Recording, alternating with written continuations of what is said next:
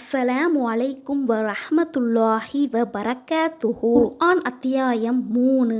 ஆல இம்ரான். இம்ரானின் சந்ததிகள். வேதத்தை உடையோராகிய அவர்கள் எல்லோரும் சமமல்ல. வேதத்தை உடையோரில் ஒரு சமுதாயத்தினர் நேர்மைக்காக நிற்கிறார்கள். இரவு நேரங்களில் அல்லாஹுவின் வசனங்களை ஓதுகிறார்கள். இன்னும் இறைவனுக்கு சிரம் பணிந்து சஜுதா செய்கிறார்கள். அவர்கள் வேதத்தை உடையவர்கள்.